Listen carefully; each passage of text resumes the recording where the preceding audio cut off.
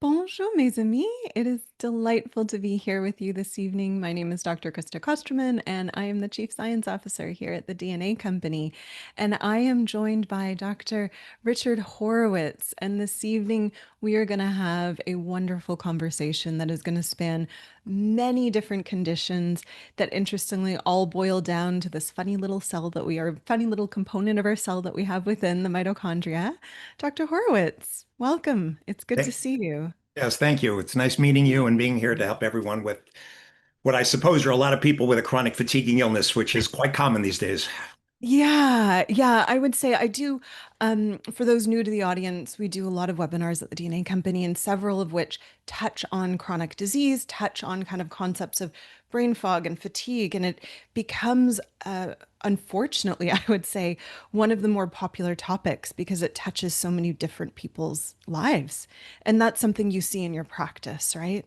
It's something I see all day long. I'm a board certified internist who moved to the Hudson Yeah. Valley about 40 years ago and walked into the largest Lyme epidemic in the United States. And I've seen over 13,000 chronically ill people at this point, and all of them come in with a chronic fatiguing, musculoskeletal, neuropsychiatric illness. They've got brain fog, they've got cognitive problems, they're anxious, they're depressed, they can't sleep, they're tired, they've got pain all over their body. And Yeah. a lot of it is from mitochondrial dysfunction coming from different sources of inflammation. So yes, it's something I'm seeing basically all day long, and it's getting worse this year. For people who don't know, it's the worst year for tick-borne diseases and infections. The ticks are out there in full force this year, so you've really got to pay attention. Yeah. So I wonder, let's unpack this. Let's unpack your journey a little bit because I think your journey very much speaks to kind of the emergence of this within medical awareness and then how both the defining and the support of it have come about. So talk to me, I guess you move to a beautiful little valley and then all of a sudden you're seeing some interesting things within your practice. Do you want to talk to me a little bit about that and how curiosity met with opportunity? Sure. So I actually, when I talk about my move to the Hudson Valley, I actually moved there because one of my spiritual teachers, Lama Norlai, was been studying Tibetan Buddhism now for the last 44 years. And I studied in Belgium doing my medical training in French. Mm-hmm. So it was a 7-year program. I finished at Mount Sinai doing internal medicine in New York City and Hmm. decided I want to live in the mountains. I want to live in, with rivers and hike and have fun. And little did I know at the time I was moving into the largest Lyme endemic area in the United States. Hmm. This goes back to the early and to mid 1980s. Hmm. And basically, at this point, I've seen, as I said, 13,000 people with this chronic illness. And the problem we faced is that every time I tried sending these people with chronic fatigue to a neurologist, a cardiologist, an immunologist, an infectious disease doctor, nobody knew how to help them. So, Yeah. one of the things I asked my spiritual teacher, Lama Gendon Rinpoche, when I was finishing medical school, I said to him, "What's the most important thing you want me to know when I go out in the world and I do medicine?" And he said, "Richard, the most important thing is compassion. Put yourself in people's shoes and do for Mm. them what you would want done for yourself." He said, "If you do Hmm. that, everything will go well." So when I had these people coming in with bullseye rashes, 30 days of doxycycline or a mox helped Yeah. 75% of the time, but Woo. 25%, they came back with chronic fatigue, aches and pains, neuropathy, tingling, numbness, stabbing, burning sensations that would move around their body, horrible Yeah. brain fog, headaches, stiff neck, good and bad days. They couldn't fall asleep. They kept waking up in the middle of the night, mood swings with anxiety, depression. They were very challenging patients. And Yeah. I've been on a 40-year journey to figure out how to get these people better. Oh, mon Dieu. Okay. And so that journey started with this idea of an infection that then kind of sprung out into this wide variety, this wide collection of symptomology. Correct. And what we discovered over time is it wasn't just Lyme disease making people sick. It was Yeah. parasites like Babesia, other bacterial infections like Bartonella. People had mold toxins and environmental toxins like heavy metals, Yeah. the wrong types of bacteria in their gut. The microbiome was wrong. They had leaky gut. where Yeah. bacterial proteins got across, caused inflammation, or they had what's called mast cell activation with inflammation, Yeah. nutritional deficiencies, they weren't falling asleep. And mitochondrial dysfunction happens to be one of the downstream effects of all what I call them the six rivers of inflammation. The Yeah. mitochondrial dysfunction is one of the downstream effects with your hormones being thrown off, your adrenals are low, men come in with low testosterone. I ended up discovering a multifactorial model for chronic Hmm. disease and chronic illness. And I'm in the process now of doing a deep dive in the literature, looking at all chronic diseases from autism to Alzheimer's to ADHD to cancer. It turns out that all 16 factors on the model I've been using for Lyme apply to every chronic disease now that I've looked at. So I'm hoping it's going to be a paradigm shift of how we deal with chronic illness, Yeah. especially for people who've been going from doctor to doctor searching for answers. Yeah. Absolutely. Absolutely. I hear that because I think there's a challenge sometimes for people to get their heads wrapped around two different sides of this.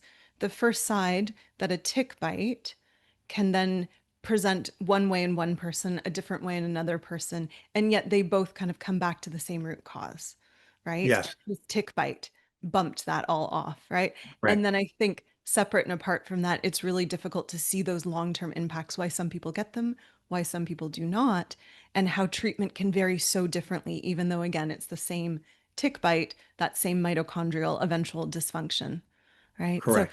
yeah, so I want to explore this a little bit more with you, but just a few notes for our audience. So first and foremost, audience, I know there's a lot of followers of Dr. Horowitz here this evening, and this is your first time to this environment. So welcome. If you do have any questions, please offer them to us. We will make sure we are safeguarding some time at the end to speak to you, to speak with you, and to address points you have. Please do put them in the question and answer box.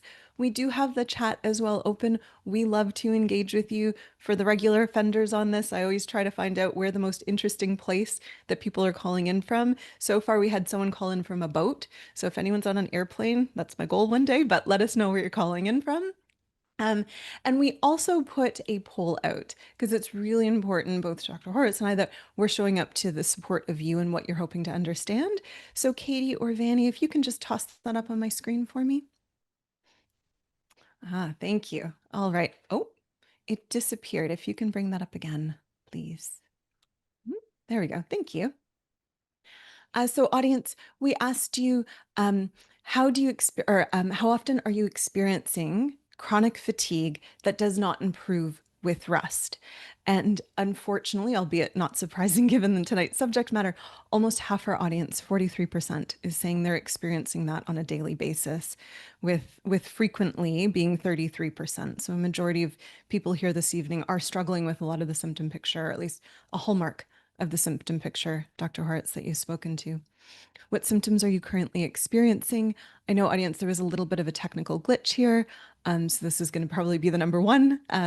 Low energy and burnout tends to be 40%, which I would say is, if not a hallmark, an eventuality of a chronic disease, right? That low energy, that burning, that apathy, that exhaustion of just having been sick for so long. We're also seeing muscle weakness and pain. So some of the hallmarks that you talked about as well, with mood and poor sleep coming in there. We did ask our audience, have you been bitten by a tick and or suspect a Lyme infection, which beautifully is becoming more prevalent of a question. About 60% or 55% of our audience is saying they have, and about a 20% saying they're not really sure. So a huge portion, especially given, I guess, the prevalence that we're seeing in this season. Yeah, yeah. Do you know why that is? Is that a little bit of the kind of hot and cold seasons, erratic patterns? Part of it is the warming climate. Hmm. So insects' reproductive rates are directly influenced by the external temperature. So the warmer it gets, the Yeah. faster they reproduce. And also, we had a banner acorn year a couple of years back. And whenever there's more acorns, like 2 years back, there's more mice. And the mice, of course, are Mm. carrying the tick. So it's a combination of a warming climate Okay. and banner acorn years from a couple of years ago. Okay. Okay. Okay. I like the botany that you just brought in there. We asked our audience, have a lot of people heard of mitochondrial dysfunction, given we're going to be touching on that a lot this evening, and about 60%. We have 60% experts. And then the balance of the audience, this is new to them. So we'll step into that gently. And the last question that we have is, what are you hoping to gain? A majority of our audience is hoping to engage actionable steps to improve their energy. So we'll be very mindful of that, ensuring that as we dive through the joys of science, because I think there's going to be some nerding this evening, that we translate that into this is what it can mean for your life and what you can take out of this. The other high ask here is answers about chronic fatigue, the why behind it, right? Yeah. So um let's start there. So you have this practice that you're recognizing, a hallmark, at least instigator within it, is Lyme disease. And so you're starting to test for Lyme disease. You're starting to see positives. What are kind of your next steps, or what was the next on the journey of discovery within chronic illness, chronic fatigue, kind of this mitochondrial picture for you? Yeah. So, as a board certified internist, the first thing you learn, and you know this as a naturopath, is it's a clinical diagnosis and it's all based on taking a history. Mm-hmm. So I have a validated symptom questionnaire that I did with university researchers from the State University of New Paltz. It was about 8 years ago. I think my friend Dr. Phyllis Freeman is on the line today also. Hi, Phyllis. And we validated this in 1,600 people. So if you go on my website, cangetbetter.com, you'll Mm. find under there that there is a questionnaire that you can just download. And if you take this questionnaire and you notice you have a score more than 63, that gives you a very high probability that you suffer from Lyme and associated tick-borne infections. If it's somewhere between 40 and the early 60s, it's moderate. If it's like 30 to 40, there's a mild chance. And if it's below 25, it's just not likely. But the key to Lyme, for anyone listening, if you have good and bad days where the symptoms are coming and going and you don't know why, there's no good reason, and you're finding that the pain you're having, muscle pain, joint pain, or nerve pain, and nerve pain is described by most people as tingling, numbness, burning, stabbing, or a vibration sense inside the body. If that migrates around your body, where one day it's on your face, and 3 days later it's on your right arm, and 4 days later it's on your left ankle, you have Lyme disease. The only disease that causes migratory pain this way is Lyme. Now, there are other diseases that cause migratory pain, but they're very unusual. And we're Mm. talking hepatitis and acute rheumatic fever and lupus. They're just unusual. So migratory pain is a real hallmark. And if you're a woman, right around your menstrual cycle, right Mm. before, during, or after, when the estrogen drops, you may notice your fatigue, your pain, your headaches, your brain fog is much worse. And that's because the bugs come out when the estrogen levels drop. Also, Mm. people that have indirectly taken an antibiotic for an upper respiratory infection or urinary tract infection, they may notice they feel much worse. The fatigue is worse, the pain is worse, the headaches, the brain fog. That's called a Herxheimer reaction. It's when you're killing off the bacteria and you're getting a lot of inflammatory cytokine release, or you feel better. Your doctor gave you an antibiotic and you go, oh my God, my fatigue is so much better. They gave me a Zithromax Z-Pack for 5 days. Well, that implies you've got a bacterial infection that's underlying. So if you have those kind of symptoms and you then do a test, apart from taking the questionnaire, it's called an immunoblot. It's a DNA test and it checks for 8 different forms of Lyme, 6 to 8 different forms of Bartonella and Babesia. This is through IGeneX Laboratory. That is the first test we usually do in Canada. For those listening in Canada, the Canadian system probably wants you doing an ELISA or a C6 ELISA with a Western blot. The problem is it's going to miss over half of the cases because there are not just Lyme disease, Borrelia burgdorferi, but cousins of Lyme that will not show up on your standard testing. So Yeah. it's ultimately the symptoms and the Mhm. questionnaire, how high you score. And when you look at a Western blot or an immunoblot, there's a game I play called Lyme Bingo. If you have any one of these numbers on a Western blot or an immunoblot, it means you've been exposed to Borrelia, the organism that causes Lyme, and that is the 23, outer surface protein C, the 31, the outer surface protein A, the 34, the outer surface protein B, the 39, and the 8393. So even one of those numbers with coming and going, good and bad days, migratory pain, in the setting of I have fatigue and pain and brain fog and sleep issues and mood disorders, it is likely you've been exposed to Borrelia. And then that kind of starts you on your journey to getting better because we do have answers. Yeah. And I think I value that you've reduced this down to symptoms because I think a lot of people, when they're considering Lyme, the statement is, well, I've never seen a bullseye rash. And hold me on, I believe it's only about 40% of people will ever actually see that rash. Most In people who chronic Lyme, have, it's 10 to 20% in chronic Lyme. yeah, yeah, it's not, it's as much as we hope that we see that physical symptom of that actual bite, most people don't see it. And so that's not a reliable metric or a reliable indicator of should I get tested. Right. It's more based on the symptom presentation.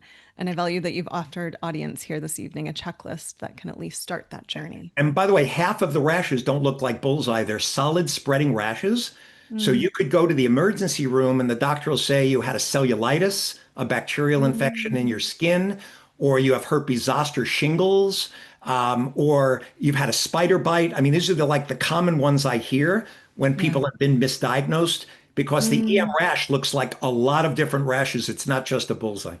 Yeah, yeah, yeah. And what would you say is the prevalence of that rash coupled with something flu-like? Is that something helpful that people know they should start jumping into treatment? Absolutely. Okay. Yeah. So, and in fact, the spreading rash is the one that I see at least half the time, a spreading solid rash, not the bullseye. Okay. But yes, immediate flu-like symptoms, especially because the ticks are having a banner year, more emergency room visits than ever before recorded. I can tell you in the US, I'm not quite sure in Canada, although I do follow the Canadian system, but it's the worst year ever for ticks. People really have to pay attention. Yeah, I'll be honest, I haven't looked at our current mapping, but I'm from those that focus in it, my peers, I know numbers keep going up and up. And part of that is also just general awareness. In a very beautiful way, more people are aware of this, and therefore more people are taking action. Yeah.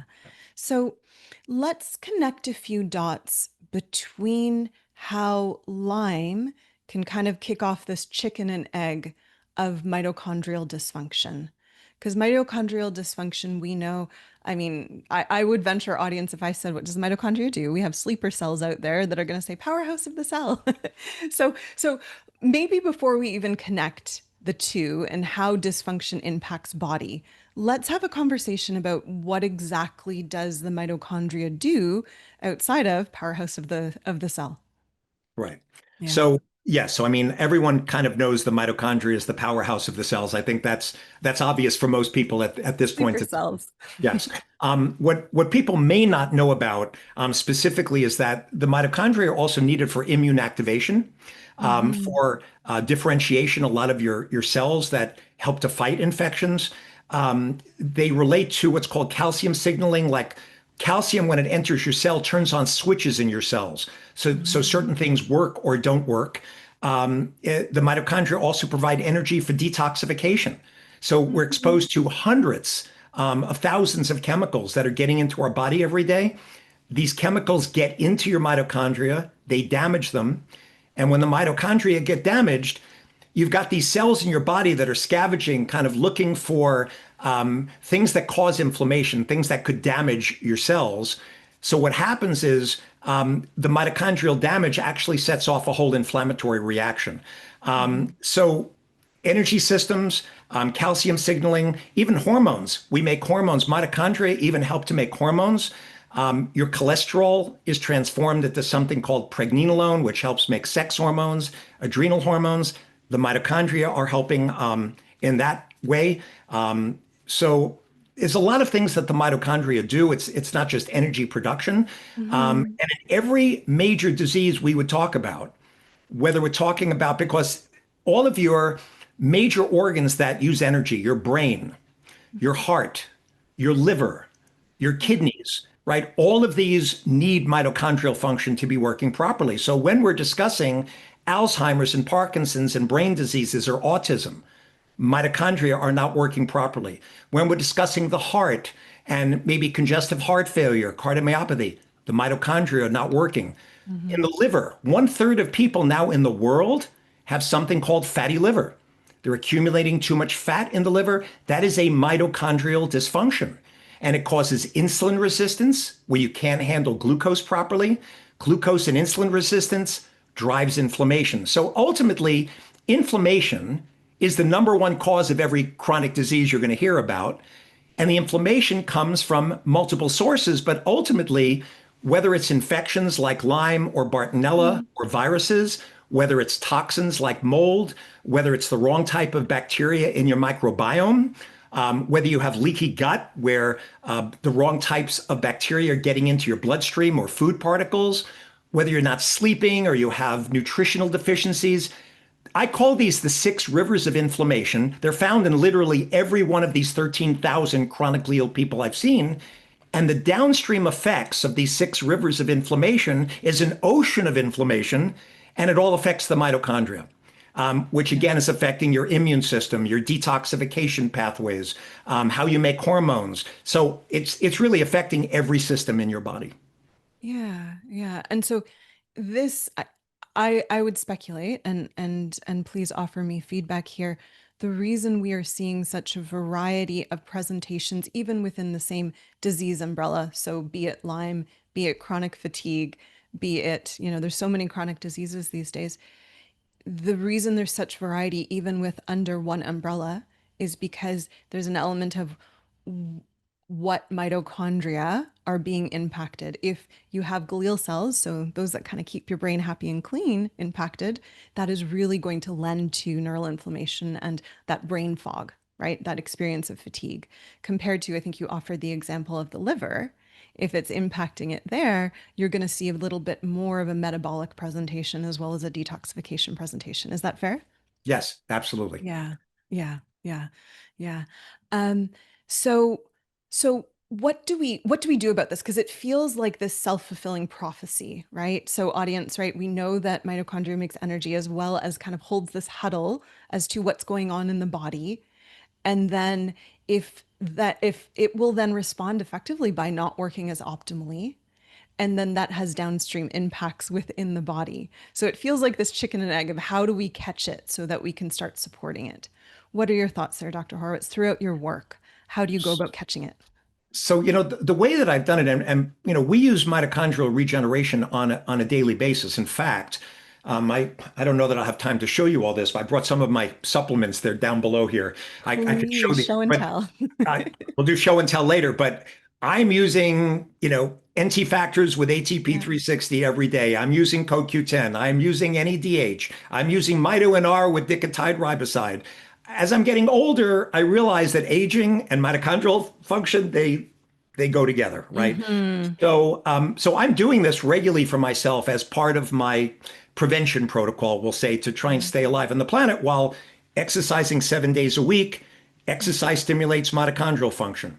I've cut down on all my carbs. Intermittent Mm. fasting and lower carbs stimulates mitochondrial function, right? Instead of using glucose, we'll talk about this later, we can use fats because beta oxidation of fats, it's much more efficient as an energy source with ketones. Brains love ketones, right? Mhm. It's a great energy source. So, but what I have to do in my patients is I have to Mhm. figure out in the 16-point model, it's like going to a doctor with 16 nails in the foot, telling me they have foot pain. And if a doctor only pulls out one of the nails and they say, come back in a month, obviously you're still going to have foot pain. So in my world, it's always, and I mean always, literally, Lyme and Bartonella in almost every, Lyme is always number one. Bartonella is 90%. Babesia is about 80%, this parasite. Viruses and viral reactivation, like Epstein-Barr herpes Mhm. virus 6, it's more often with long COVID. Ever since COVID hit, we're getting more viral reactivation. I probably didn't see as much, but it's a cause of chronic fatigue. Mhm. We are seeing definitely in patients, I'm talking now 90% have mold toxins. Mold toxins are in the literature causing chronic fatigue and fibromyalgia, affecting your mitochondria. I'm sure most of the people who are listening tonight may have not actually checked if they have mold exposure. You would be surprised how many people are walking around with heavy metals like mercury, lead, cadmium, arsenic, who are walking around with mold. So the toxins and the infections are at the top of the list for causing mitochondrial dysfunction. But then when you're eating a standard American diet and you're eating sugar and processed foods and you're not getting enough fiber, Then you got the wrong type of bacteria, which are inflammatory. They don't produce enough what are called short chain fatty acids that are anti inflammatory. That gives you leaky gut. Now, all of a sudden, foods you eat that you could tolerate, they're getting into your bloodstream, your immune system's attacking it. And people get what's called mast cell activation. They're itching, they're sneezing, Mhm. they're wheezing from histamine because these foods are getting into their system. All the inflammation, they can't sleep. That drives inflammation even more. And when you have all these infections and toxins, you're using up all your nutrients. So the mitochondria needs B vitamins, it needs CoQ10, it needs magnesium, right? So Yeah. you're using all of this up to get rid of the infections and toxins.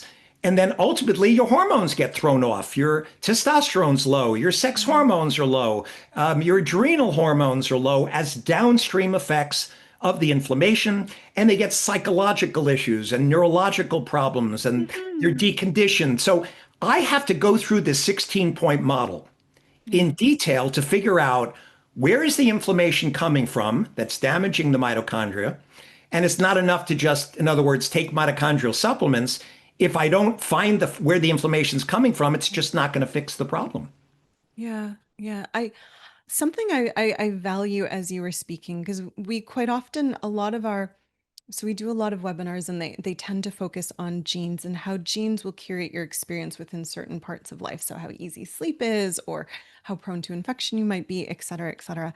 And oftentimes our advice boils down to yes, see a doctor because there's probably a very specific plan that you need. But the foundations of most, if not all plans, are going to sit with sleep and with diet and with base work. So if we have our audience here is asking for these key takeaways. So I really want to hone in on our audience doesn't per se need to go to a doctor to be told to prioritize sleep or go to a doctor to say, hey, maybe the standard American diet isn't, or standard Canadian diet, Canadians, I see you, isn't best for health and healing. So I'm hearing of the 16 prongs, many are things that our audience with the right guidance and support can address. Additional to, obviously, it's important to see a doctor to get the more refined advice of you have Bartonella and this is how we're going to be addressing it. Right. No, I mean, look, the Mediterranean diet is one of the best anti-inflammatory diets that's out there. But what I have to do in my patients is if they say to me, around mid-morning, I start falling asleep, I start yawning, right? I get palpitations and dizziness, or mid-afternoon, they usually have reactive hypoglycemia. These are people with metabolic syndrome, insulin resistance. I got to get them off carbs. The carbs just Yeah. have to be out of the diet. And some of these have candida, overgrowth in the gut. So they eat carbohydrates and they say, I've got bloated, I'm gassy, and it smells bad. That's a lot of times that's candida overgrowth in the gut. And if I get you off carbs on a Mediterranean diet with, keeping the yeasty stuff out, a lot of times the energy gets better. But in some, I got to get you off your sensitive foods. I got to stop histamine foods driving inflammation. Like I had asthma and allergies my whole life. I don't really have them much anymore because I've learned to avoid Mm, my histamine triggers, right? And to yeah. treat mast cell. But so you adjust the diet according to is there hypoglycemia, candida, but the Mediterranean diet is really the basic. And exercise, of course, generates mitochondrial function. It gives you energy. But the people who are chronically ill, a lot of times it's not so easy to exercise, right? Because the best forms of Yeah. mitochondrial regeneration is like high intensity interval training and cardio. You got to start off slow, right? If Yeah. you're chronically ill, but you're right, getting to sleep, diet, exercise, but even sleep, Lyme patients don't fall asleep and they keep waking up in the middle of the night. And I don't care. Before I stopped using Ambien and Lunesta years ago, these kind of drugs, but Yeah. I use GABA-L-theanine, I use melatonin, I use Hmm. lots of things to get to sleep. But again, if the infections are not treated, the sleep doesn't work. Like you just don't get to sleep. It's not Yeah. refreshing. And then the Yeah. inflammation keeps going. So yes, diet, exercise, the pillars of health of diet, exercise, and getting to sleep are important. But I will tell you that they are affected by the infections and a lot of the things we're talking about. Yeah. No, and I value that in particular in the discernment of some people get frustrated if they're like, I keep trying to sleep and it's not working out. And that is almost an indicator that there's something bigger going on because you're not failing as a person because you can't sleep. There's something funky going on in the body that truly needs adjustment there. Yeah. Yeah. Yeah. Yeah. Okay. Okay. So as your let's perhaps I wonder if we can give people a little bit of a snapshot into what the experience of recovering from these conditions is, because I A want to really impart to the audience it's possible to recover. I think it's almost a hallmark of diseases to be like, I don't think this is ever going to change. So why don't you give us a little bit of a snapshot into some of the work, how long people need to be expecting as they're addressing those 16 nails in their feet? So I did figure out, and Dr. Freeman and I and my nurse practitioner John Fallon, we published an article 2 years ago, and this is all free. You can just go on PubMed and you can find these articles. It basically provides a 9 week oral generic antibiotic protocol, no IV drugs if you have Lyme and you have Bartonella, and it is highly effective. My wife was sick for 25 years before I Yeah. saw her. She's now 7 years in full remission. She has Mm, absolutely no symptoms. And yeah. I literally do see the worst of the worst who have failed. And this is not an Mm, exaggeration. 10, mhm. 20, 30 doctors. The most was 100. That's the most of anyone who's ever come to me. We do get the vast majority better. But again, for the people listening, I've got to get the Lyme treated with what are called biofilm persister regimens. These are not normal bacteria. They're like Yeah. tuberculosis and leprosy. So when you go to the dentist and they take the plaque off your teeth, right? If you don't take the plaque off, you get gingivitis, you get inflammation in the gums. There's an organism called Porphyromonas gingivalis that actually gets up into your brain. It's a cause of Alzheimer's, but it's a biofilm infection. So Mhm. you've got to get to these bugs, Bartonella and Lyme. We only learned about this about 10 years ago. They're biofilm persister infections, meaning you Mhm. can take doxycycline for 30 days in chronic Lyme. It'll shut down the bacteria reproducing for the short period, but the minute you stop it, the bacteria are going to come back and replicate. So it took me about 10 years to figure out the protocol, but it's a 9 week oral protocol. If Mhm. you have Bartonella, I need 2 week antibiotic pulses, and all of this is published. Perhaps on your website afterwards, Krista, you can have all the links for these articles because the Yeah, whole protocol is published for your doctor to use. It's absolutely. not a secret. And once we get rid of Lyme and Bartonella, and we get rid of the mold, because these regimens do not work well if mold is Mhm. there, because mold poisons your mitochondria. It affects your immune system, causes the same symptoms of chronic Lyme, except for the migratory pain. If we get the mold and metals out, and we've treated the infections, I will tell you it's like dominoes, and everything else is kind of easier after that. We can adjust your hormones, get your adrenals up, get your thyroid function in the higher end of normal, give you, fiber for your probiotics to get your gut working, Yeah. get you off his. Everything else is kind of easier, but we've got to get rid of the toxins and the infections. Yeah. For some, it may be viral infections, and they may need antivirals, Mhm. like things for HHV6. EBV is a little bit more difficult Yeah. to treat, but there are some. But that's really for me kind of the domino is once I can get rid of the major Yeah. infection and toxins, these other 16 nails or the other 14 nails, Yeah. they don't have the same power. Like once I do a dapsone protocol for 9 weeks, there's a layer of the fatigue and the pain and the brain fog that gets better. And I have both a podcast I did with doctors using the protocol and Mhm. two documentaries of 29 people who speak about their recovery. These people were sick for years Yeah. to decades, and their lives are back. So Yeah. people should know you have hope. This is not Yeah. something you have to live with your entire lifetime. Yeah. Yeah. And hmm, to me, something that's interesting, and again, I say this from the lens of genetics because I'm always very curious when two people are exposed to the same thing, why is it that there are different outcomes, right? And we know that, each body carries its own story, and that will play into how that bug or whatever it might be lands within the body. But I also think so often to genes. And I offer that because, at least over the past 5 or 6 years, genes have really influenced how I go about designing treatment plans as well as post illness plans. Post illness plans being, how do we not get back to this point, right? Because it's one thing to recover, we never want to come back to that point. And if you know you're amongst those that are more susceptible, to me, it's always really interesting of what can we do to shift to make sure that you're no longer susceptible. Mhm. And I find, at least in my experience, and I'm curious within yours, my experience, genes tended to be the game changing factor. Because I could peer a little bit into people and be like, okay, you don't have strong glutathione pathways. Maybe you have a lot of deletions there. You're not managing that well. So we need to be mindful of that element. Or maybe with mitochondria, your SOD, your GPX, they're not happy. And so we need to be more mindful of how you're doing that.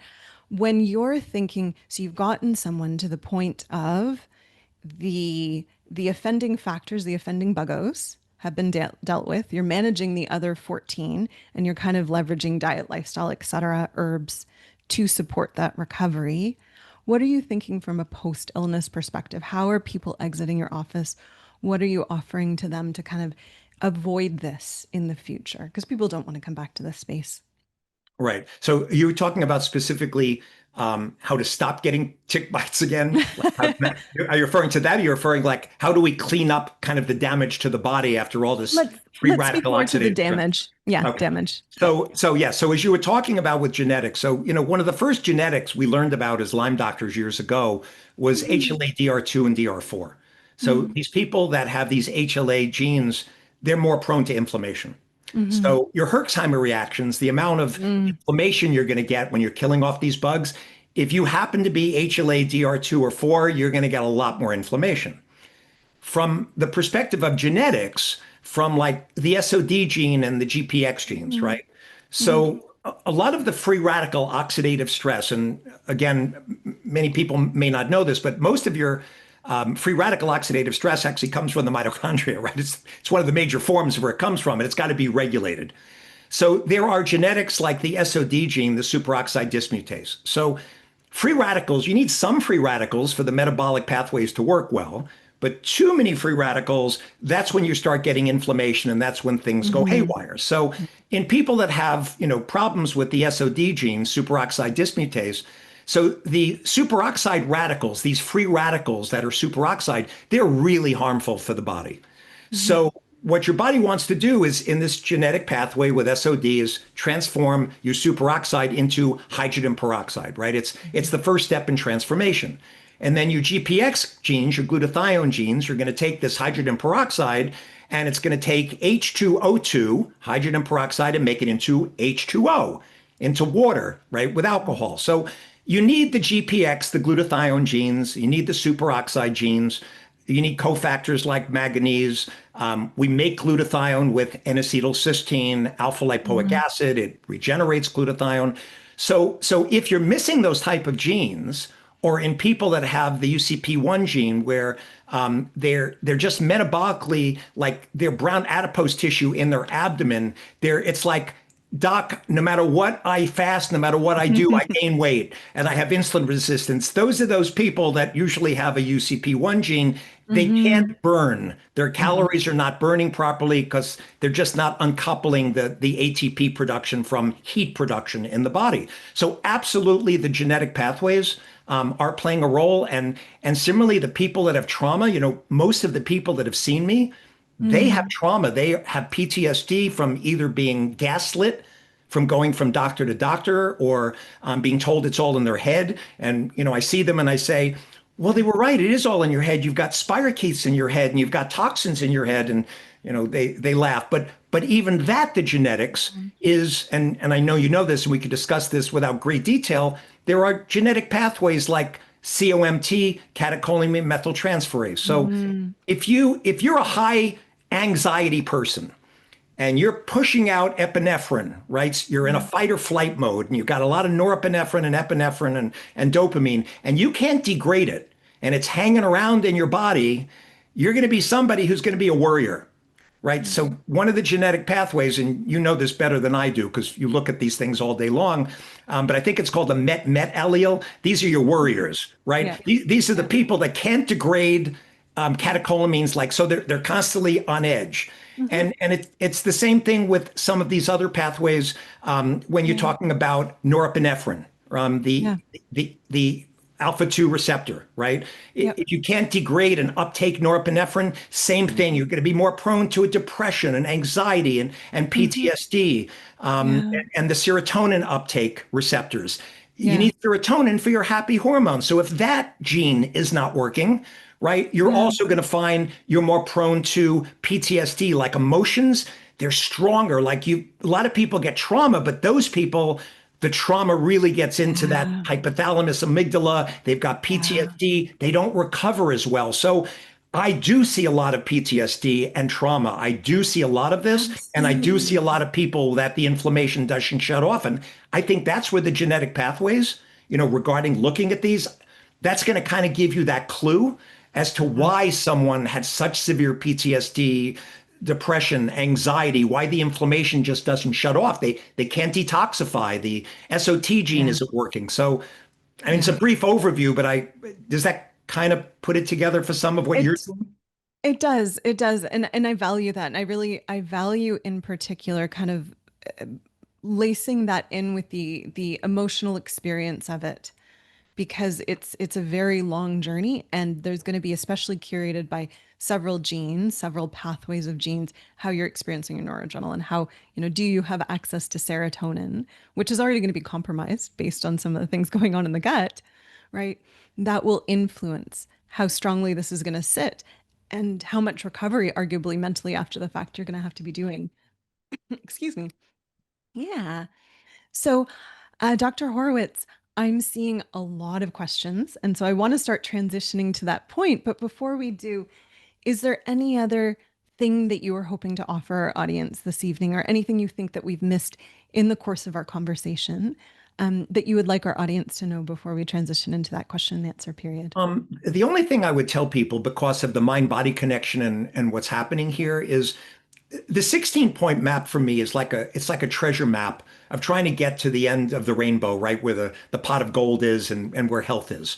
And a lot of times when they see doctors and they just label it chronic fatigue syndrome or fibromyalgia, when I did this deep dive in the literature, for example, with fibromyalgia, I was surprised to find the majority of those people had mold toxins, and they had not detoxified the mold properly out of their body, right? And therefore, very difficult to get over it. So it's not that they didn't Hmm. have fibromyalgia. It's not that they didn't have chronic fatigue with fatigue and pain and brain fog, but Yeah. it's just kind of a general term. It's not telling you where the inflammation's coming from. So Hmm. along with that, we do a lot of, helping people with meditation, with vagal retraining. So the vagus nerve, a lot Mm. of these people are in fight or flight and they need to calm Yeah. down. They need to get the orthosympathetic, the fight or flight to calm down and get more of a Yeah. vagal response. We recommend to most of these people to learn things like the Annie-Hopper dynamic neural retraining, the GUP to Mhm. AIR, primal trust. These are vagal retraining to reset your vagus nerve because your vagus nerve, it's a primary nerve in your body. If it's out of balance, it causes inflammation. And that can be Mm. related to your PTSD and your emotional trauma. So it's not enough to treat infections, and it's not enough to just detox, the chemicals and take probiotics and prebiotics. That mind body connection for me is really important for people, and I see it Yeah. playing a big role. So there's cognitive behavioral therapies and there's EMDR. Hmm. There's a lot of things out there, but Yeah. I want to really encourage people to learn to kind of get your vagus nerve to calm down. And whether that's with apps on phones or using heart math or biofeedback, there's a lot of methods to do it. Mhm. But I would just tell people that mind body connection, do not ignore it. It's playing a big role with trauma. I affectionately call most of the patients in my practice the walking wounded. Mhm. They've had trauma, emotional, physical, Yeah. emotional, sexual trauma. You have got to deal with not just the infections and toxins. The psychological is one of those nails in the foot. And there are, I would say, like more effective ways of getting into the black box. It's not just psychotherapy. Hmm. So kind of dive into that with your healthcare provider about looking at things like the Annie Hopper techniques and vagal retraining and I think it can be really helpful in the healing journey. And interestingly enough, it even affects inflammation. It affects Hmm. aging and telomeres. Your telomeres, the caps of the DNA lengthen. There's Yeah. less inflammation when you meditate. It's affecting your hormones. It's lowering cortisol. It's lowering norepinephrine. These people who are in fight or flight with PTSD, they're constantly in an inflammatory state. So I would just tell people that you're in the majority, folks. If you've had trauma, and I did when I was a child, which is why I can like I'm so easy talking about it and speaking to people about it, and I've gotten past it. And I was probably one of these people that had your good genetics where I got through the stress, right? My Yeah. COMT and some of my pathways were working properly because I Yeah. wasn't overwhelmed by it. But Mhm. it's really, really important to do Yeah. this mind body work as far as all the other stuff that we're talking about. Yeah. Yeah. Without trying to plug our own tests, at least in my practice, one of the reasons I'm most grateful for genes, in particular in people that own that trauma as if it is their fault, is exploring genes and really contextualizing to people that, hey, because you're more sensitive to your noradrenaline, your body is better at creating pathways to amygdala, which is going to store that emotional memory. So you more than others store that. So this isn't your fault. Now that we know this, we can work differently with it.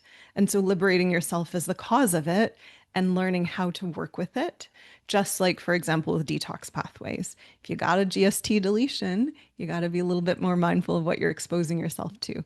All of this information really can support not only that healing journey, but then more, I would offer more importantly, how you stay healthy, right?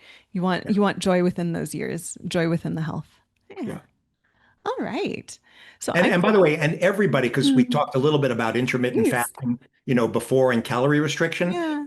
One of the best ways to get your mitochondria to work properly, right? I mean, Mm, it's yeah. just, and I have the box. I told you I was going to play show and tell.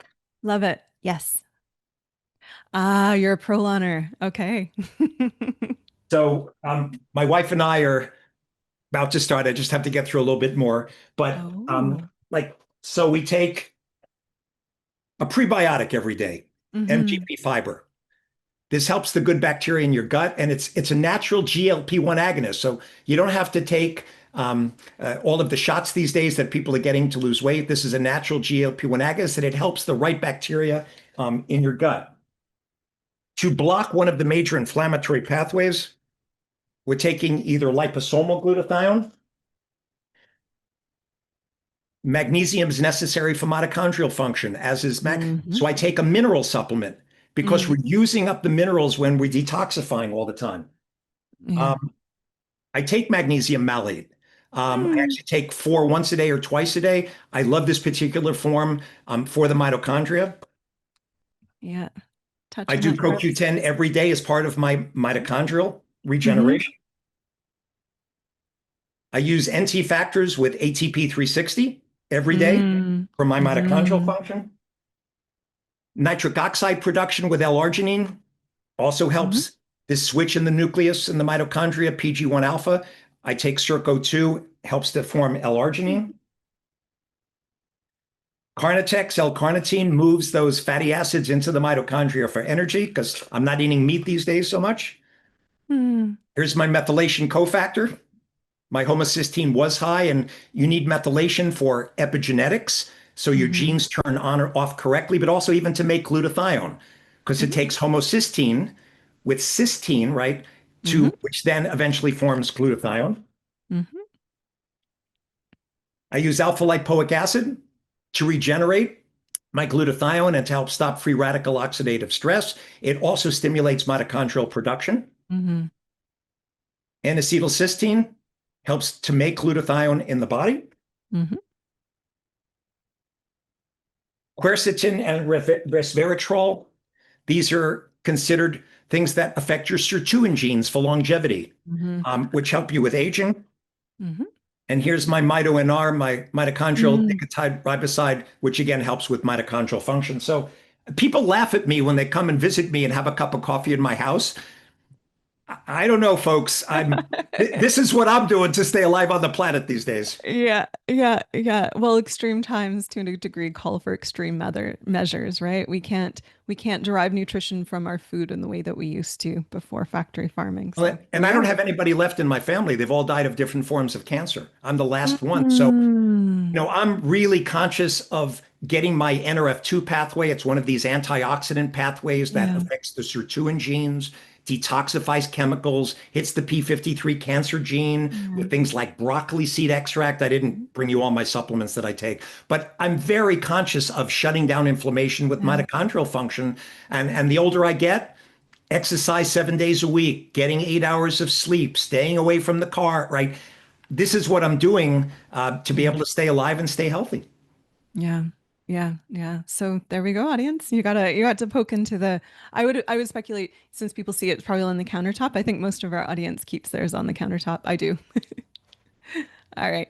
Let's jump into some questions here.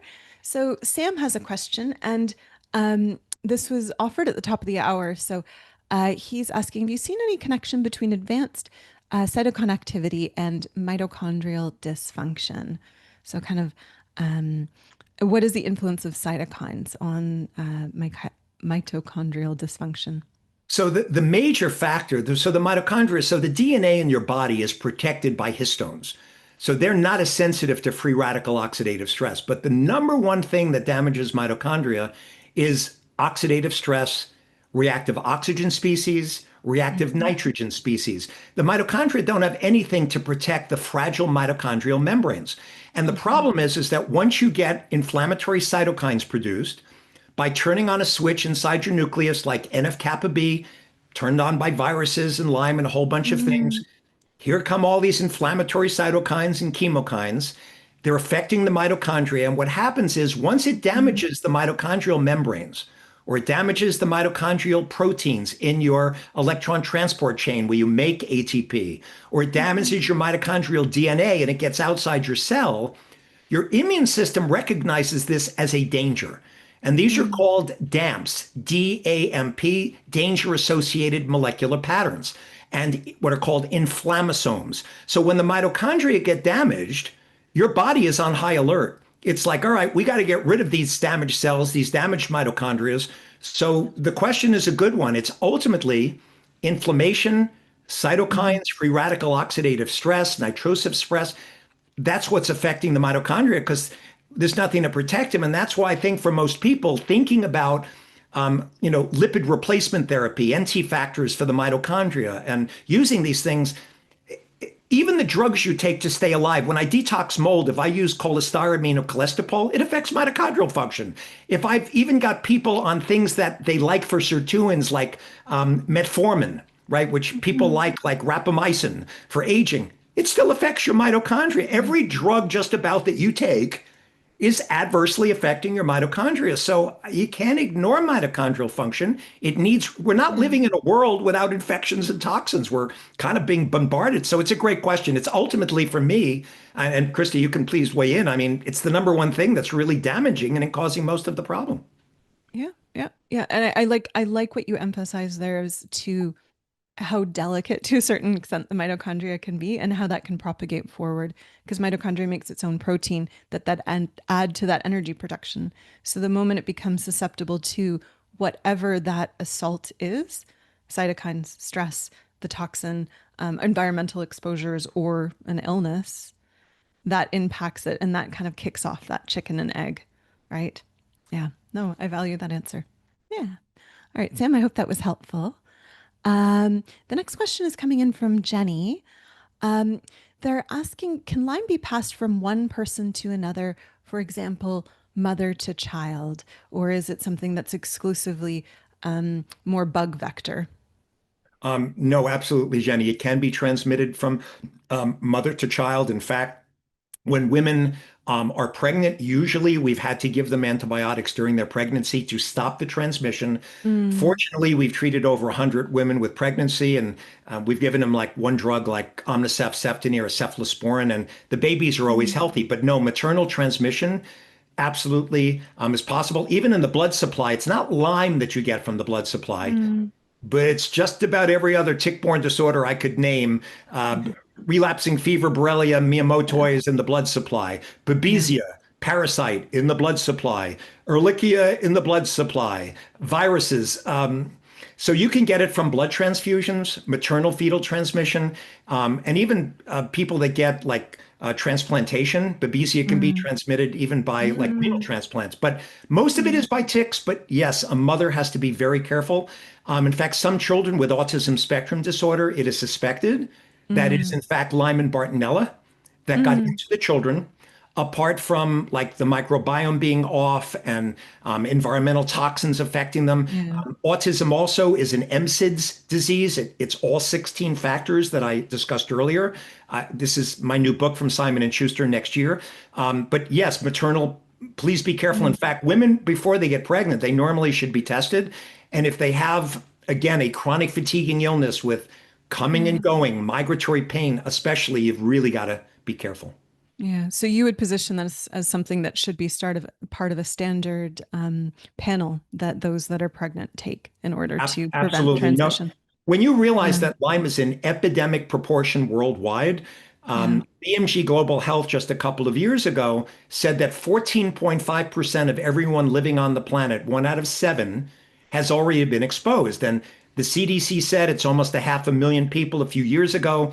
Then they said, oh no, it's actually almost 70% higher. But in Medicare, it's seven times higher. So what are we talking? 2 to 3 million people a year are getting Lyme. So honestly, Yeah. I think we're in full-blown epidemic already.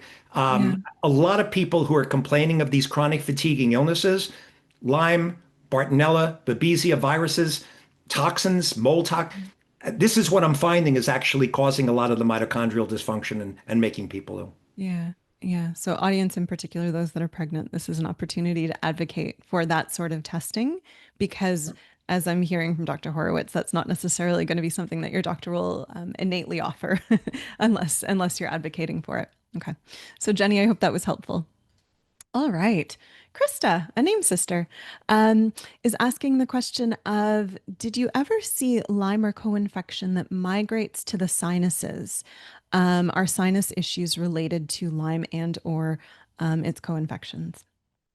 So it's an interesting question. I would say most of the sinus issues that I see are related to mold. We Mm, find a lot of mold exposure in the sinuses mm, that can be a source of ongoing mold. So some people, for example, look in their environment to see if they have mold and they can't find it. And it's because they have mold and mold spores in the sinuses or their GI tract and it needs to be cleaned out. yeah. So those are usually the people that are going to have allergy symptoms with sneezing Hmm. and wheezing and those symptoms. But and the other thing with sinuses is it can actually look like a migraine. Sometimes migraines present as sinus pain, and Lyme does cause migraines, as does Bartonella. Hmm. But we find most of the stuff we're seeing with sinuses is probably more related to like a atypical migraine or mold toxins getting Yeah. in there, not specifically as a manifestation from the Lyme. Yeah. I like that you kind of commented that a mold infection can continue with a person even though they haven't been exposed to that source exposure for quite a while, that it can kind of cultivate within body and hang out there causing issues until it's finally dealt with. Yeah, so Krista, I hope that was helpful. Christy is asking the question, um, do you test for CTLA4 deficiency? I hope I read that correctly. If so, are you looking um, is anyone looking into how that factors into the Lyme treatment for chronic fatigue, I would chronic need pain? more explanations as to what Yeah, you're referring to exactly, because I'm not yeah. sure. It's not something I'm regularly Okay, testing for. okay, okay. All right. So, Christy, you might. I would speculate that could also be a gene. No, I'm not sure. Christy, we might need a bit more context there. All right. Okay. Uh, so there's Priscilla's next, and Priscilla's offering gratitude for you being here this evening. And they were wondering if you can discuss, and I'm not sure if I'm going to say this correctly, Powassan virus. They contracted this from a tick exposure, and it triggered the onset of psoriatic arthritis. So Powassan virus, so the Ixodes deer tick contains bacteria, Lyme disease, relapsing fever, We're looking at, anaplasma. So there's several different bacteria, parasites like Babesia, but viruses like the Powassan virus. So it was actually discovered in Ontario. It initially started there. They found it in the 1950s. So a lot of people actually have been exposed. You might be surprised to know that in Lyme endemic areas, somewhere between 10 to 16% of all people have Powassan antibodies. Mm. So Powassan it's a flavivirus. It's in a class of viruses that's like Zika virus, dengue fever, yellow fever. So there sometimes can be cross reactivity. Fortunately, most of the people that get West Nile, which is also a flavivirus from mosquitoes, or get Powassan, they don't get what's called neuroinvasive Powassan. In other words, they're exposed, but they don't get the high fevers. They don't get the brain swelling. They don't Mm. get the brain inflammation because ultimately it's a deadly disease. 10% of the people will die from it. The ones that don't die from it, they usually have long-term neurological complications, everything from memory loss to stroke-type symptoms. I mean, it's a terrible disease. But a lot of people are exposed, but they don't all get the bad form of it. Mm. So the groundhog tick is actually one of the tick that transmits it apart from the Ixodes deer tick. Those are the two main ticks that actually transmit Powassan. The problem with tick bites is that Mm. Powassan virus gets in within 15 minutes of a tick bite. Um, Oh, yeah, tricky. so when I talk to you about tick prevention, I'm glad we brought this Hmm. up. The tick prevention, and I put this, by the way, online today. For those of you who know about Substack, I have a free Substack called Medical Detective. Okay. So, Medical Detective, today I discussed prevention. And I discussed this specifically. If you look up on your phone and look up Substack Medical Detective, you can sign up for free. I discuss actually tick prevention, and we use permethrin treated clothing. You can get a spray and spray your favorite clothes with permethrin. It kills ticks.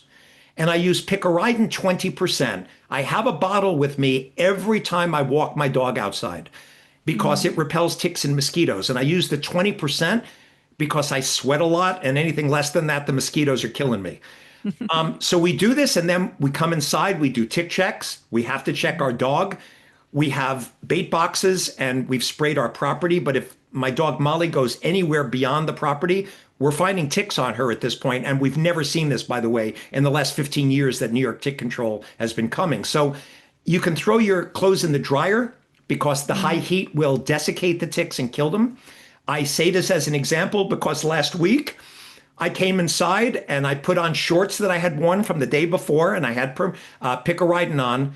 And all of a sudden, I found a tick crawling on me. So I'm telling you this because I tell my patients to do this, and I missed it. It didn't get me, but it started crawling on me after I put my shorts on. And that's likely because we picked it up. And I'm not even walking in high endemic areas. We're Yeah. talking walking on my street where there's a little bit of grass. I'm letting you know, please be careful. Yeah. Picaridin 20%, lemon eucalyptus oil is fine. If you're pregnant, IR 3535, which is an amino acid base, it's safe in pregnancy, Yeah. but you have got to use tick and mosquito prevention. So it's really, really important because Powassan gets in within 15 minutes. Rickettsia, Rocky Mountain spotted fever, gets in within 10 minutes. And Mm. the all-time winner is Borrelia hermsii relapsing fever within 5 minutes of a tick bite or exposure. So, a lot of people hear, oh, the tick's got to be on me for 24, 36, 48 hours. Not if the tick has partially fed on another animal where the spirochetes moved from the gut to their Mm. salivary glands, and then they bite you. They're already in your salivary glands and they're getting into you very quickly. So you got to get underneath the Yeah. tick with tweezers, or there's tick removal devices.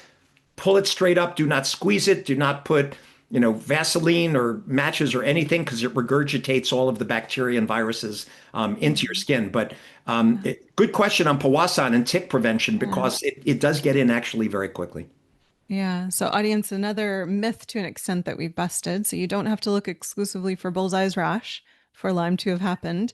And separate to that, we just heard that this can come from simply walking near some suburban or at least suburban-esque grass. It's not for those that are out in the backwoods camping. This can be anywhere. So hear that, audience. Unfortunate, a very unfortunate myth to be busted. All right. Cynthia has our next question. So, um, you mentioned at one point that SNPs are part of the HLA gene, puts you at higher inflammatory risk. Does that put you then at higher risk for Lyme? And I guess how do you manage that? So if you've done kind of this HLA panel, you know you're a little bit more susceptible to these pathways. Do we need to be nervous about how do we integrate that information into our day to day, in particular from a preventative perspective? Yeah, it's a great question. No, I can still treat people effectively with these kind of genetic markers, but what it says to me is there are certain switches inside your nucleus. There are, interestingly enough, in this new book that I'm writing for Simon and Schuster, I talk about the 16-point MSIDS model, like 16 nails. It turns out there are 16 inflammatory pathways. I won't go through all of them with you, but what we do when we do dapsone therapy in these protocols is we automatically in advance try and shut off some of these switches that are going to cause the inflammation. So the first is NF-kappa B. It's the number one switch in your nucleus.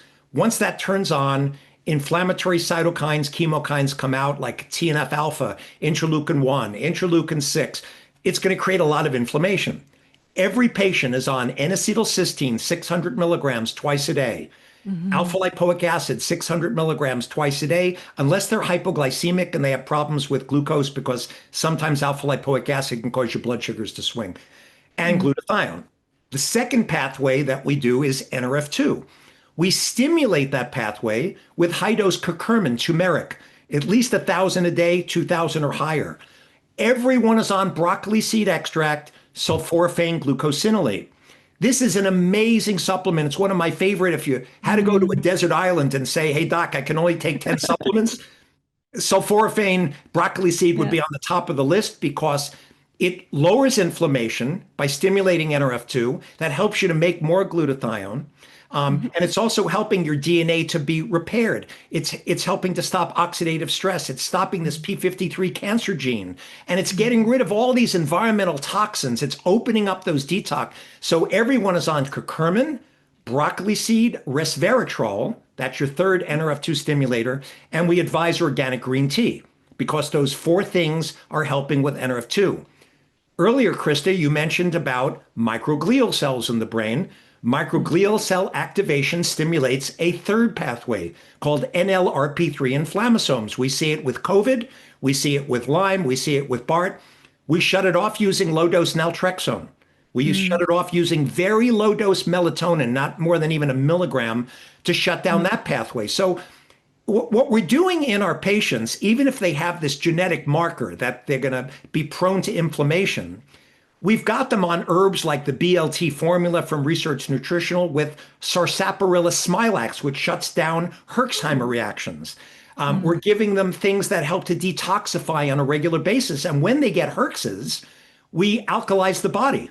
We give them Hmm. freshly squeezed lemons or limes through a straw because when you're acidic, when you're sick, you get a lot of acidic byproducts. Your Hmm. mitochondria and your metabolism doesn't work. So we either give them sodium bicarbonate or we give them Hmm. fresh lemon or lime with lots of glutathione, up to 2,000 Hmm. milligrams 3 times per day. Yeah. All of this helps to kind of detoxify, get rid of these inflammatory cytokines. So we're kind of controlling it. And then we're giving them four different types of probiotics: Hmm. orthobiotic, Theralac, which has 5 strains and octogenarians who lived a lot, the longest on the planet. Saccharomyces boulardii, a healthy yeast that stops C. diff diarrhea, and Probiomax 350 billion. So we're giving you like 1 trillion of these healthy probiotics, which lower inflammation, Yeah. which help you to make short chain fatty acids. So we are addressing the inflammation and the Yeah. detox like every which way possible. So even when we have these genetic SNPs, we're Yeah. basically, that's how we kind of get around it in a large percentage of the people. Yeah, yeah. So audience, hear the nuance and kind of the planning that goes into a plan. And while some of this can be done at home, make sure you're reaching out to a provider. If you need support connecting with a provider, don't hesitate to reach out to us. Email us directly. Our CEO will happily support that. CEO at thednacompany.com. Linda has our next question. What is the best way to get tested for Lyme? So, Doctor, I think you said in the US it's IGeneX. Linda, if you happen to be someone from Canada, don't hesitate to reach out to us again. We can connect you with a provider to support that level of screening. Deborah has a question for us. Uh, What is a tick injecting into our body that causes the inflammatory diseases like Lyme? And so, doctor, I think you've been through this insofar as kind of identifying it's Lyme plus all of its friends. And Deborah, I think that we did establish how that then lends to the attack of the mitochondria, really this pathway of inflammation. So we'll make sure that we do post a replay so that you can catch Dr. Horowitz's answer to that. And just being a little bit mindful of time because we have about 15 minutes and there are a lot of questions from you audience. Kimberly has our next question here. Um, if the bugs come out, Kimberly, I would speculate is a menstruating woman. If bug comes out when you have a low point in your cycle of estrogen, or perhaps this is a postmenopausal woman, what are the BHRT or hormonal replacement implications for that person? Should they? So this is a bit, I guess, a bit of a. I'm on a protocol. Do I need to adjust in light of? Right. So as I said earlier, when women, menstruating women, when they start going through their cycle, right before, during, or after the menstrual cycle, when the estrogen and progesterone are going low, that's when the bugs come out. IGeneX Labs did studies years ago, and they found that when they looked at urine PCRs, the DNA of these bugs, when women were around the menstrual cycle, the bugs came out. So if you notice specifically that you have, like, for example, a low level of fatigue. It's not bad. You can kind of get through. You're a little achy. You've got some brain, but it's not terrible. But it gets worse around your menstrual cycle. Sometimes, and this is also in women with PCOS who have insulin resistance and problems, they may need in some cases to be taking metformin to be, dealing with some of this, and they may need to be getting some estrogen replacement. But in menopause specifically, I used to do some bioidentical therapy. I've stopped doing it myself at this point.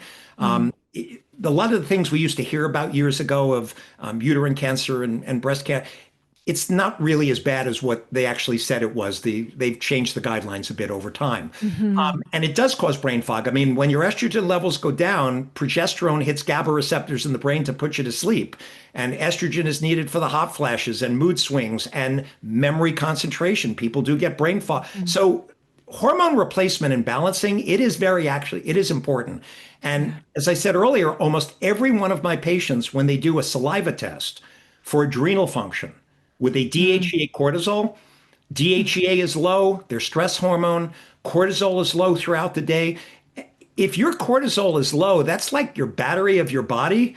I don't care how many antibiotics and mold detoxification you do, you're just not going to get better. So mm, it's a good question about the hormones. The hormones do need to be balanced. yeah, Absolutely, they should be balanced in someone who's got these kind of chronic fatiguing illnesses that can definitely help. yeah, yeah, yeah. We have a few webinars that really speak to BHRT, not necessarily in the context of this, but different considerations. So we'll toss those into the chat. Kathleen has our next question. Can you speak to migraines after exercise in a patient who has tested positive for Babsia and RBF? So migraines are actually very frequent in Lyme and in relapsing fever and a lot of these co-infections, not unusual at all. One trick I will tell you if you've not tried it, because my wife was a migraineur and had lots of migraines. We used to joke it was just when she was around my mother-in-law, but it turned out my wife had mast cell activation. She comes to me. I walk into the kitchen one morning. She's vomiting on the floor with a severe headache, and I went, "What did you eat?"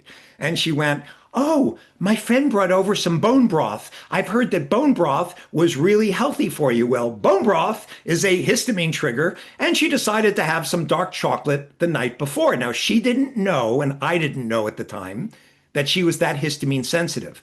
Oh, mon So Dieu. in migraine sufferers, I will tell you the big factors, apart from, yes, you have to get to sleep, yes, you have to deal with toxins and infections, is we find a lot of hypoglycemia in these patients where your blood sugar Mm, drops and it triggers migraines.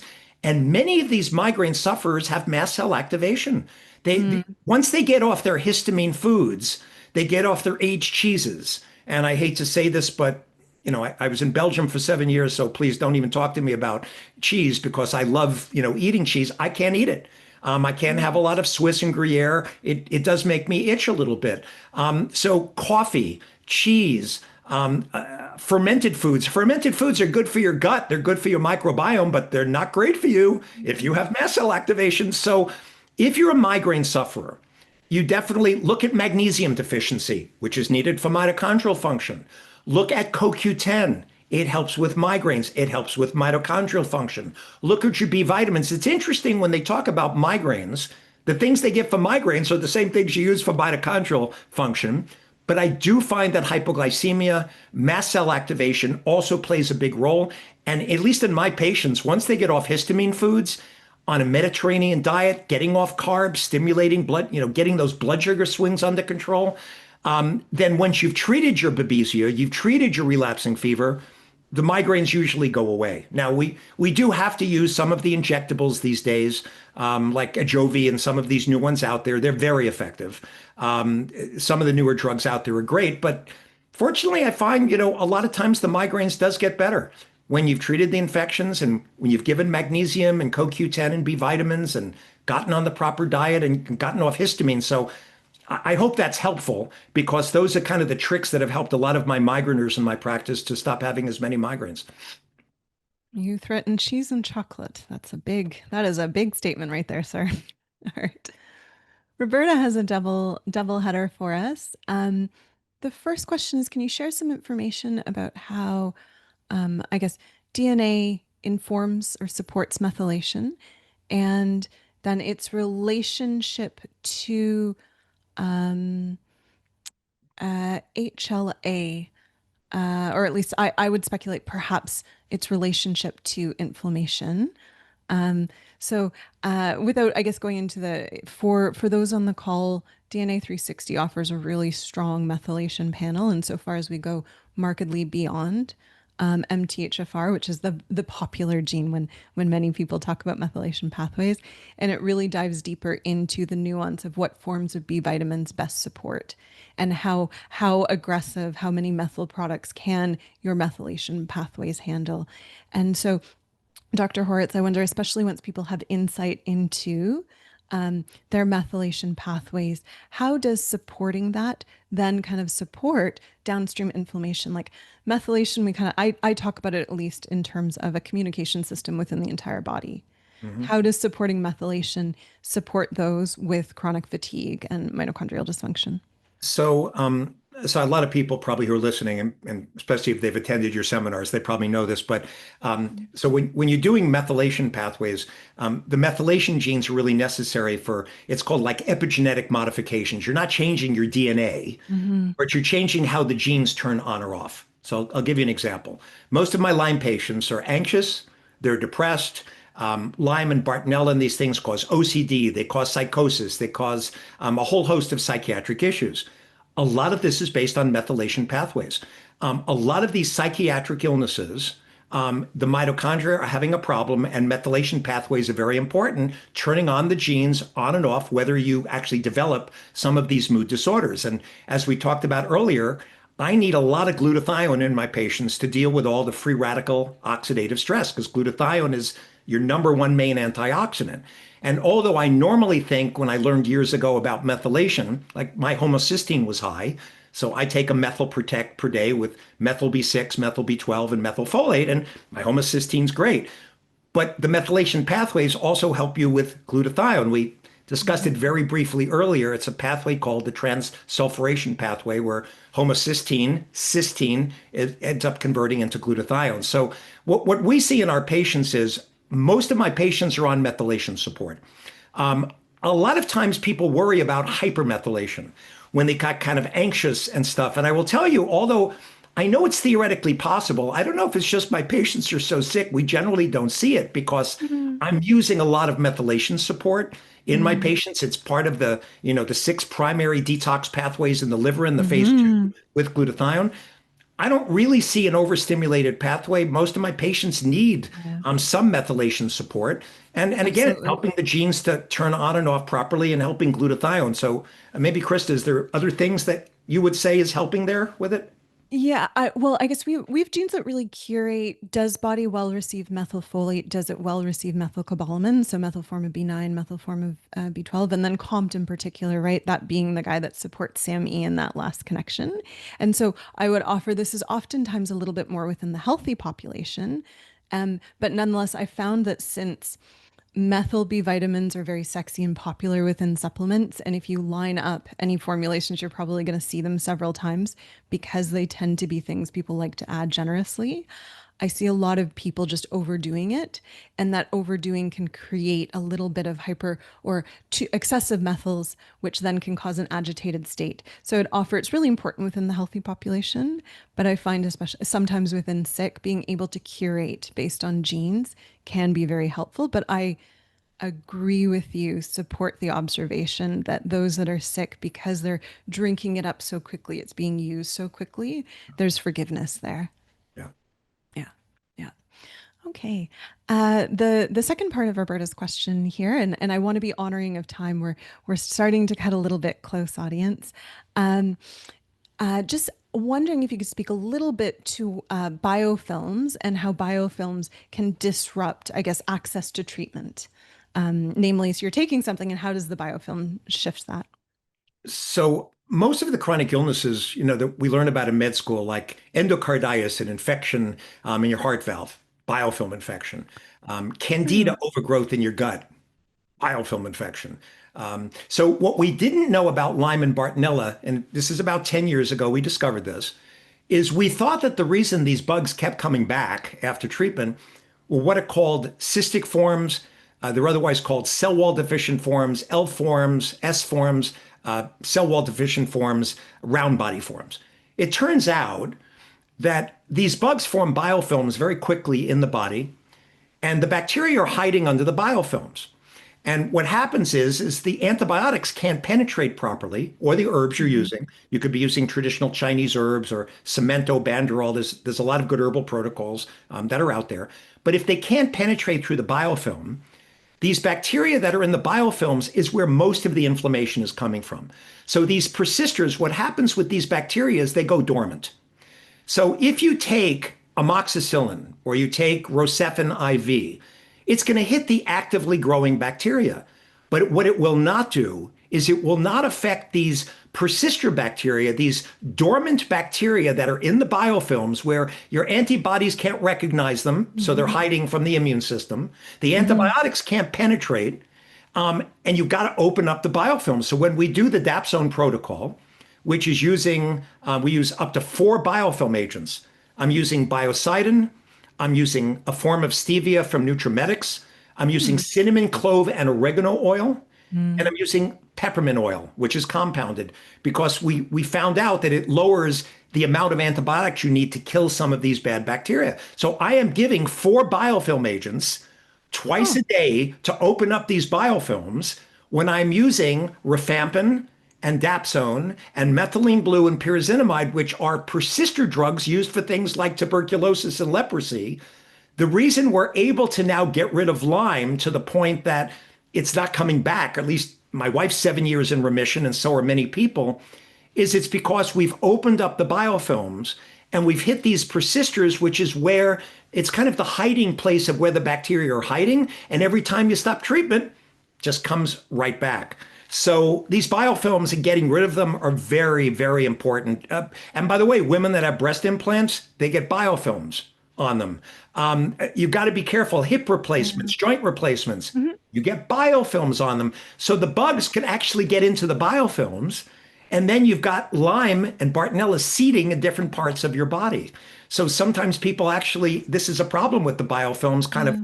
where it's an inflammatory focus of the body that you've got to get rid of. We tell people after joint replacements, automatically stay on biofilm agents to stop it from being a place where it can seed. Yeah. Thank you for that explanation. I kind of like the fort, the castle idea of them hiding away and it making more difficult because you need to penetrate the castle walls. And also the peppermint oil. Audience, My little I got very excited hearing that, and I'm looking forward to Dr. Horowitz. I know you and I are going to be doing a podcast, and through this podcast we're going to be diving a lot more deep into kind of the clinical side of this and some of the nerd side of this. And so I'm really excited for that, because if I'm hearing little pearls within this webinar of peppermint and how that can lower antibiotic use, I'm absolutely delighted. So audience, keep your ears to the street, and we will make sure we advertise strongly when we have that. So, Dr. Horowitz, I have two more questions. I don't want to impose on you and your wife any longer. I want to acknowledge she's part of this equation. Um, do you have time for them now? If not, what we'll do is, Susan, Irene, we're going to take them into the CEO. We'll make sure that you get responses to them. Do you have some time, or shall we bid everyone adieu and good night? Yeah. All right, audience. I think so. We will make sure that these questions that were asked are going to be addressed on our podcast. Dr. Horowitz, this has been absolutely delightful. I'm very grateful for the not only the curiosity and the persistence and the compassion that has founded your work, but the communication you have behind it. I'm very grateful that you were able to translate some really complex ideas, because we week over week see so many people struggling with chronic illness. And I'm grateful that you're really drilling down to the practical of lifestyle, but also the more the precision medicine. So thank you so very much for joining us. And I'm looking forward to that book that comes out next year. My pleasure. Thank you so much for having me. Yeah. All right, audience, we will see you again tomorrow evening or on the podcast. Thank you so very much for joining us. We do this to yours. So if you have any suggestions, questions, don't hesitate to reach out to us. That's what the CEO email is for. And we will catch you next time. Au revoir, mes amis. Au revoir.